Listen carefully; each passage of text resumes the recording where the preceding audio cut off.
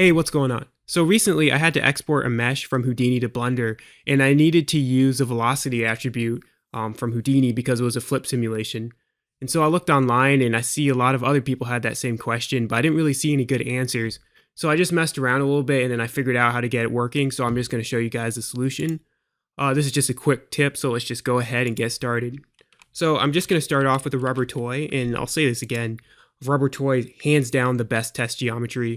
All right, so now we're going to use a point velocity node, and I'm just going to give it some random velocity by using the curl noise. And right now I have the display point trails on just so I can see it. And I'm just going to crank up the value a little bit just to make sure that the motion blur is actually working.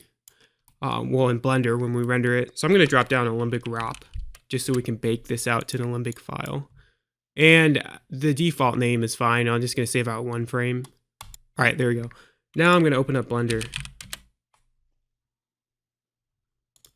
And I'm going to import that. So I'm going to go to File, Import, and Alembic. And let me paste in my address. Here we go.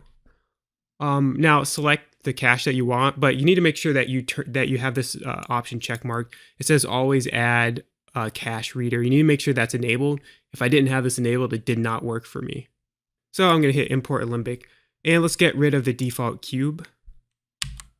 And I'm going to actually change it to cycles because I think it's on the other render engine. Yep, so let's switch this over to cycles. Then I'm going to turn on motion blur. And just be aware, in case you didn't know, that motion blur doesn't work in the viewport, at least to my knowledge in testing, but it does work when you actually do the final render. So I'm going to go ahead and hit F12. And here we go. We can see that the velocity attribute is indeed working.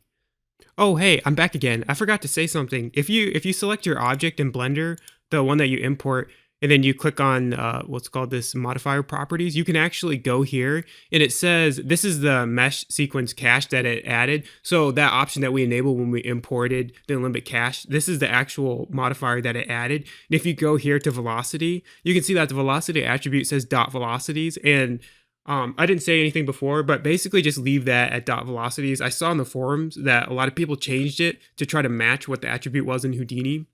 I mean, it seems like it would make sense. It's saying what is the attribute, and then Houdini exports the attribute as V, but you just leave this as dot velocity. So if you do changes to something else, it won't work. All right, well, thanks for watching. I hope you have a good day.